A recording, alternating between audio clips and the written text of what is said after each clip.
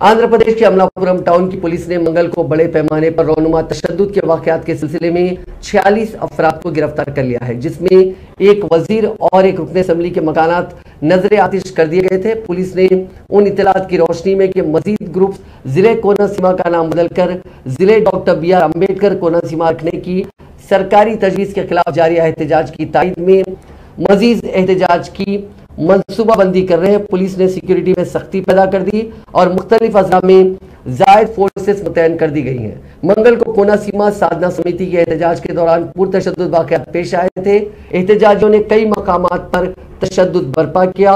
मुलाजिम ने पुलिस पर संगमारी की और 2 गाड़ियों को जला दिया गया। उन्होंने रियासती वजीर विश्वरूप और रुकने असेंबली सतीश के मकानात भी नजर आतिश कर दिए थे। तकरीबन 12 अफराद बशमूल मुलाजिम ने पुलिस तशद्दुद के वाक़यात में जख्मी हुए हैं। पुलिस को ऐसी इत्तलात भी मौसूल हुई है कि जिले के नाम की तब्दीली का मुतालबा करते हुए चंद ग्रुप्स जवाबी एहतजाज करने वाले हैं, जिसके पेश नज़र तशद्दुद से मुतासरा टाउन में जायद फोर्सेस रवाना कर दी गई हैं और सिक्योरिटी को सख्त कर दिया गया है।